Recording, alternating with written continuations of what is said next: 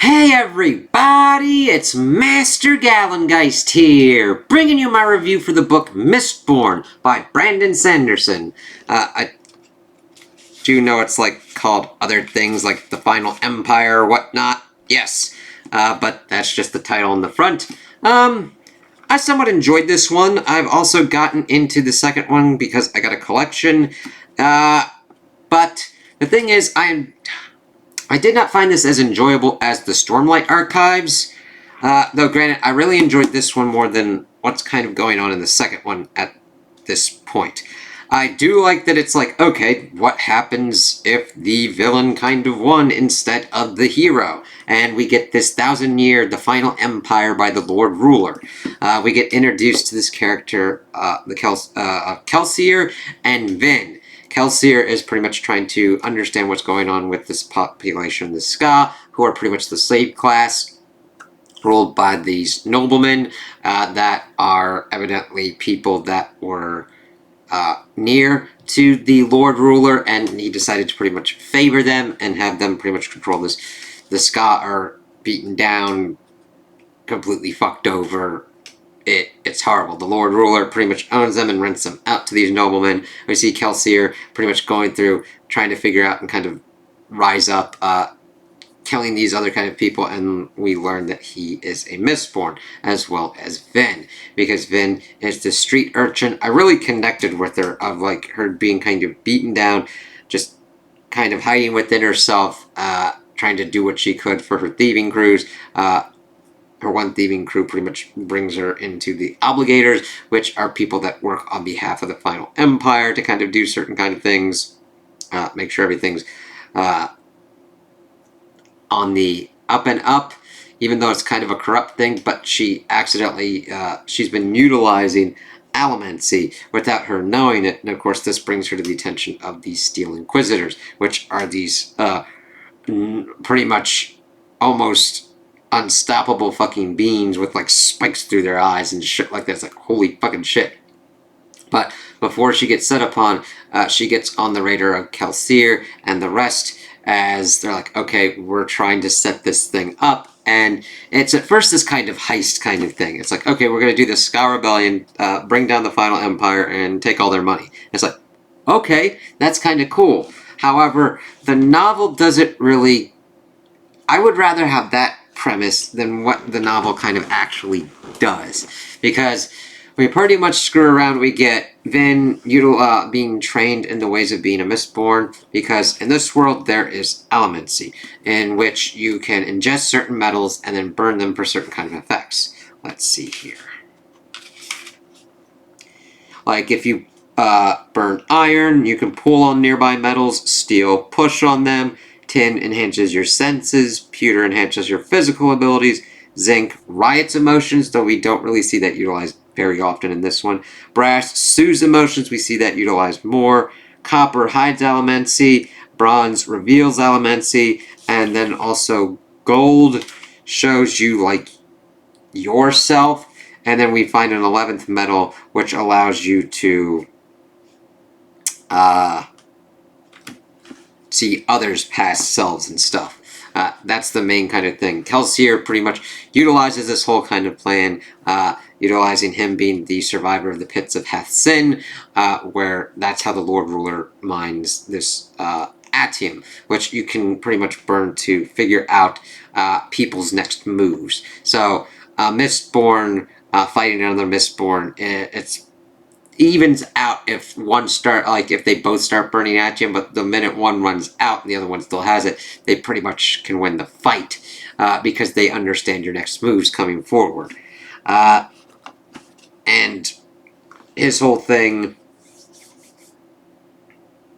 where was I going with it? That's important information, but the whole thing was like, okay, they want the atium,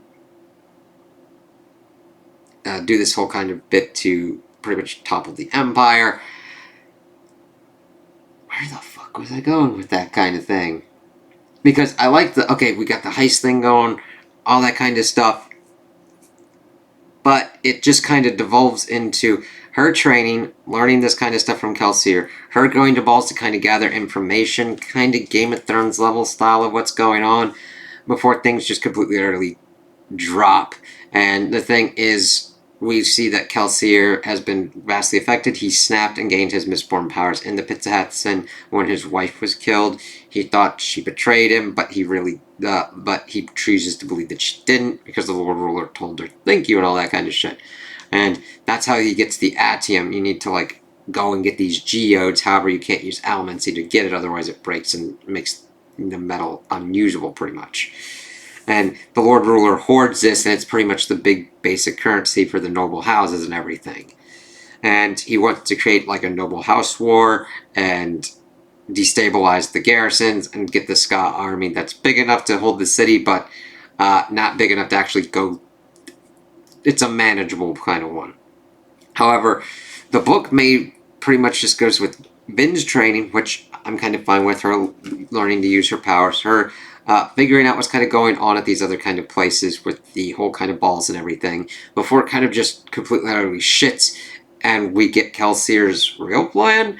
Like, we get other kind of ones as well that teach Vin, like Ham is a thug, teaches her pewter, Breeze is a soother, she's able to learn from him, Marsh, Bronze, testing Allomancy, learning that smoking she pretty much does on her own, which is utilizing copper to hide Allomancy. And she's also learning from this Terraceman Sazid, and he is able to use Furikami. I think I'm pronouncing that right. See, the thing is, Allomancy's ingesting it and burning the metal. Furikami is like utilizing metals to store attributes and whatnot. And we see throughout this that we get like stuff from what we think is from the hero's journal, but we find out that the hero failed and was actually killed by the Lord Ruler, and that the Lord Ruler is Rashek. Because everything kind of shits the bed. The Ska army, for some inexplicable reason, decides to go after another garrison and loses pretty much like almost the entirety of the forces. So they bring in the survivors. It was like 7,000, but 2,000 like stayed in the cave. So they brought them in, and we're going to use them later. However, the jig kind of gets up, and then one nobleman that they had pretty much replaced, and the rest of their crew were kind of being brought in to get executed. Vin also has a relationship that kind of pops up with Elend, which is alright. I like Sanderson's kind of stuff better within the Wheel of Time, and I like his character work better with what was going on in the Stormlight Archives. It's just, I don't mind Vin and Elend's relationship. It just, a lot of the stuff that we go through with it is, well, more in the second one. It's like, okay, I understand this. Can we like get more kind of important detail for other kind of things? But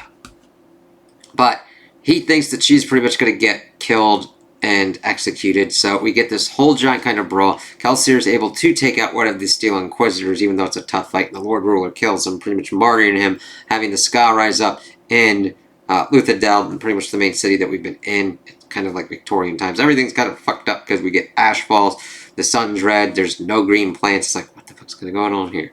But we get into the end game, and Vin is able to infiltrate the place, the palace. She gets captured, but Sazid's able to get her out, and we learn she burns the 11th metal, figures out what's going on, and utilizes then burning the mist, which is like, what the fuck's kind of going on with that? Because we hadn't seen that up until that point. It just kind of gets plopped down at the end. It's like, alright.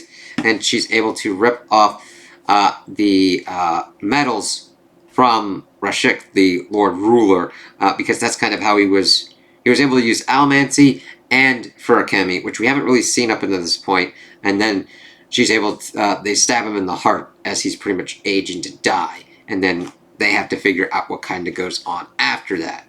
It's okay.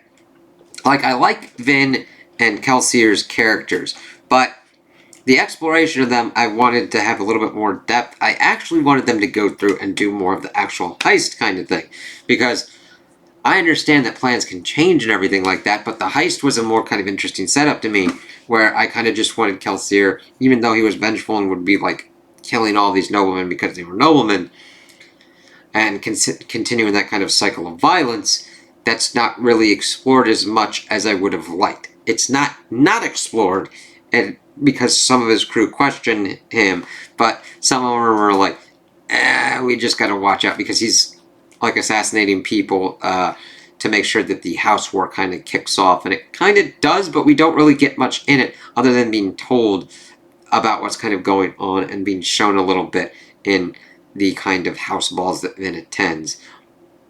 Biggest kind of one we get within that front is like this one Mistborn woman, Shan, trying to kill Elend. And that's about it. Interesting fight, though. I do like the fight scenes with the different kind of powers and everything and getting in like Vin and Kelsier's heads when they're going on with that. But I kind of rather would have just had the kind of heist set up and seeing how that kind of would have worked out. But that's just me. If you liked how it went down, that's quite alright. It's not the worst thing that I've read or anything. And it was enjoyable enough to go through. And I really did connect with Vin and her kind of changing and being able to get out of her untrusting character, having that kind of thing in the back of her head, being like not trusting people from her brother, and then her brother disappearing and all that. But we learn later on that he was tortured by the Steel Inquisitors and didn't give her up or anything. And there's more of like Reen had to take her from her mother, from their mother because she killed their sister, and it's like, okay, there's a lot of weird stuff that has like, how do I put this? I don't say it weird. It's like there's other clues and stuff dropped that I really would have rather had been explored than what was kind of going on in here. I don't mind the parties and everything, but I think a little bit too much time was focused on them to the point where we kind of get to the to a kind of break point where we need to like close up the book, and that's why we get the army fucked up, we need to now change gears to actually topple this final empire. Whereas I would have probably been fine if the central conceit of the heist and all this stuff had a little bit more room to breathe. I mean, this thing is like 643 pages, and it's really weird for me to be like, Brandon Sanderson, you could have just like lengthened this kind of concept into more of an interesting kind of like trilogy here.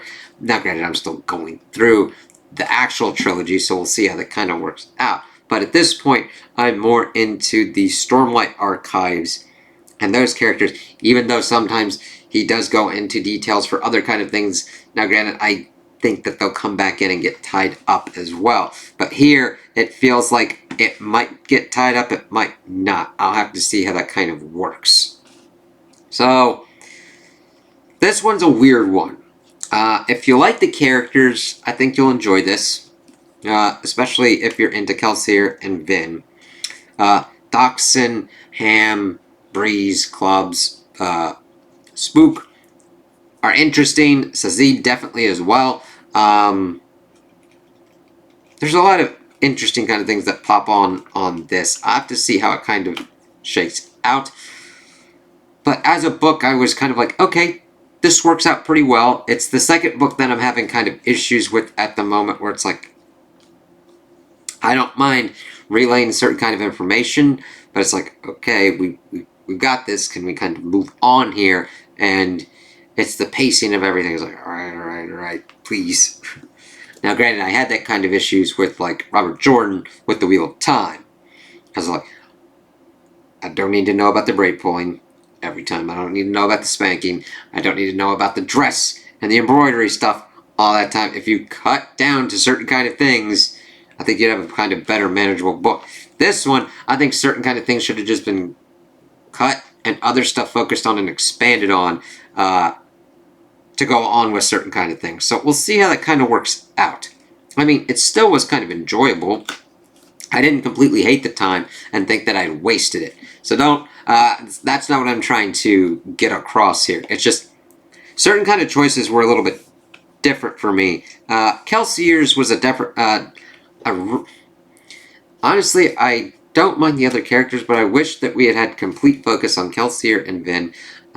Kind of their push and pull and the understandings of Vin kind of pulling the humanity back into Kelsier, and Kelsier pulling the humanity out of Vin as well, making her more confident and everything. We do get that through that more in here, but it's not as central as a focus that I think it could and should have been, because then it would have made it a more kind of powerful, impactful moments of things going on. But yeah, we'll kind of see how this works out. It's a really kind of weird one, because I understand Brandon Sanderson is building this kind of Cosmere and everything like that, and connecting all these books. So, if anything, I have to see if I'm like just alright with the Mistborn kind of series, and just be like, I'm gonna focus on this and see where this kind of goes. So those are my opinions on the book. Tell me what you guys think in the comments below. If you liked it, if you didn't like it, if you agree with me, if you disagree with me. Also like and subscribe, and I hope you have a good day.